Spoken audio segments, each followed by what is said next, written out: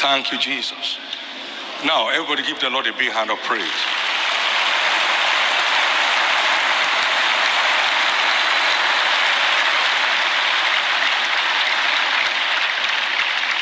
Prophets are God's watchmen, not just over people in church, but over nations.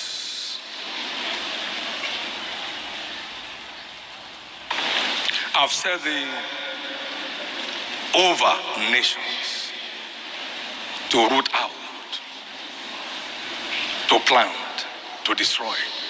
Now, he said, have this day set thee over the nations and over the kingdoms, to root out, to pull down, and to destroy, and to throw down, and to build, and to plant. Prophets are builders. They root out what will not the buildings take place, so they can plant God's purpose on the earth. I want to speak to the conscience of this nation and her leaders as a prophet this morning. And please listen to me. I've said thee a watchman. You shall hear a word from me and give them warning. Now he said in verse 18, when I say unto the wicked, thou shalt surely die, and thou giveth him not warning, nor speaketh to him to warn the wicked from his wicked way, to save his life, the same wicked shall die in his iniquity, but his blood will be required from you. That is the awesome responsibility of prophets. Now listen to these lines. A wake-up call to a nation in a state of slumber. Insurgency is spreading across the nation under the guise of Fulani herdsmen. Danger is looming. For example, how many of these killers have been brought to book since their campaign of carnage, death, and destruction began? One may ask. They must have the backing of some invisible powers. A nationwide unrest is in the offing that may be worse than the ISIS devastation going on in some parts of the world today. It is not enough, therefore, to pray. We must cry out. The destiny of this nation has never been under a threat of survival as it is today. People may soon be forced to take laws into their hands. The security apparatus of the nation has obviously failed to defend the lives and properties of these poor farmers across the nation. While we are claiming to curtail Boko Haram onslaught, we are on the other side, on the other hand, sponsoring, in quote, or abetting the Fulani herdsmen and their murderous acts. Nigeria is a nation at war with ourselves.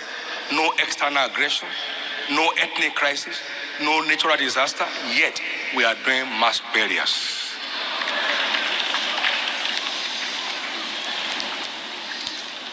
What a nation in a state of slumber. Hear the voice of the Lord through this prophet.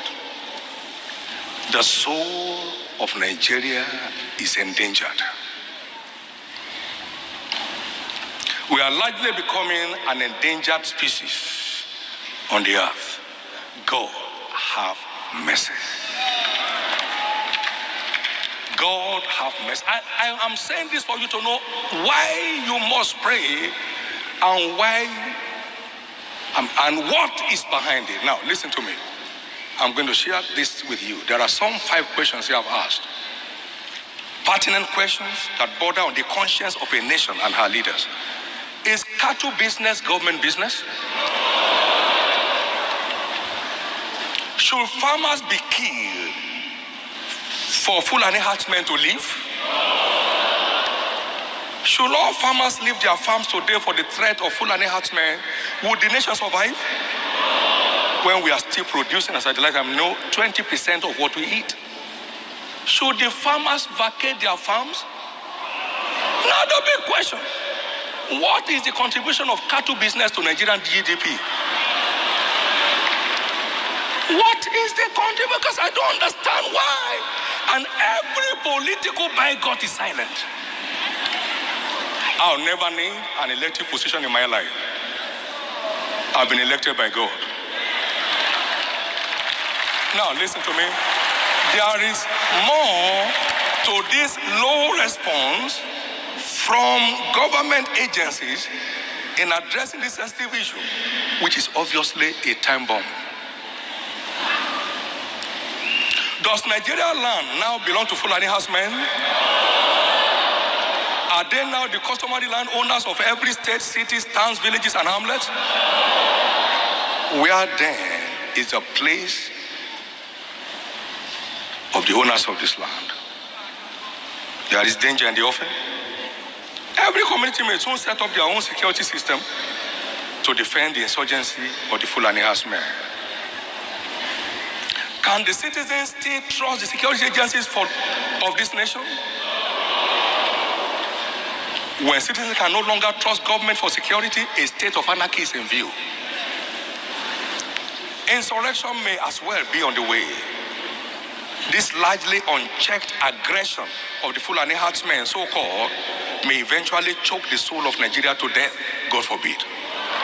That's why you need to pray for God to visit the camps of these wicked men with his instruments of death and free the soul of Nigeria from the grave. Is our sense for human life still alive in Nigeria? Today, human beings are being slain for cattle without any drastic intervention from our security agents. Should men, women, and children continue to lay down their lives for cattle? There is no other nation where human life is placed at a lower ebb than animals. How are these killers making away with their murderous acts? They must have the backing of some powers that be. Any right-thinking Nigerian will speculate same. Is Boko Haram not spreading strategically across the nation? I wish not. How many cows will the Fulani herdsman sell to buy an AK-47 rifle, which today stands at a cost of about 3 million naira? The biggest cattle in town is 180,000. They didn't buy them. Some sources supply them. Do you hire a mega in your one-room apartment? Do you protect your asset of 1 million with 3 million security gone? No. Let's come down and pray. I pray that this nation will come away from slumber and stop evil from coming. When Noah was speaking, they were laughing him to scorn. But suddenly, the flood of Noah came. Evil will not come on our nation. Evil will not come on this nation.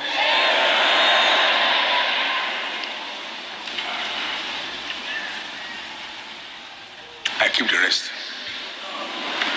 But understand, Nigeria needs rescue. We'll engage spiritual forces for our rescue, and we'll speak out words to warn. You cannot sell off the souls of men for your self-ambition. Killing for any reason has no justification. Nigeria must be set free. Stand to your feet. What I've done this morning is to unmask the masquerade, so that the fear of what or who may be behind the mask may be non-existent. As we all know, until the masquerade is unmasked, we shall continue to fear what may be behind the mask. It's a wake-up call to take appropriate steps by all responsible to stem this evil tide. God bless Nigeria. God preserve our nation. And may God keep this nation as one. Lift up your two hands and thank God for the rescue of the soul of Nigeria. Thank God. Thank God for the rescue of the soul of Nigeria. Thank God for the rescue of the soul of Nigeria.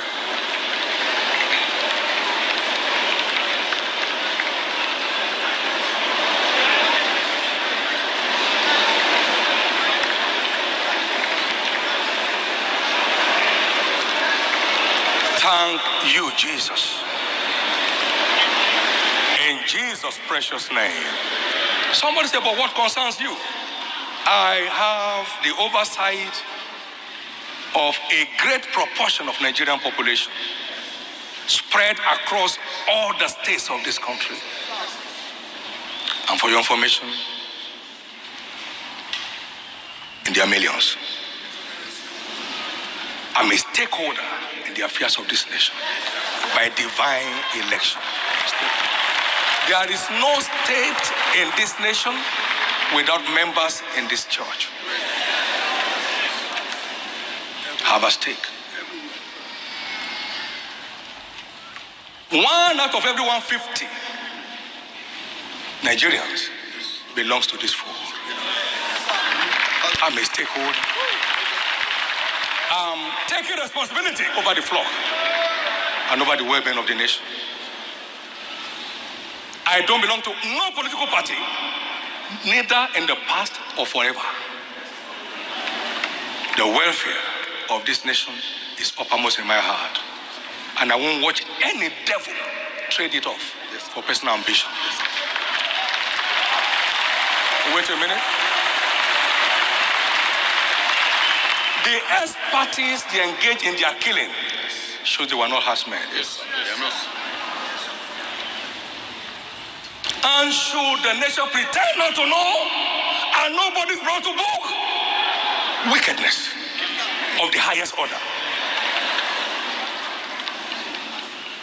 Help me invoke judgment into the camp of the wicked. 1 minute, go ahead and pray. Go ahead and pray. Help me invoke judgment in the camp of the wicked.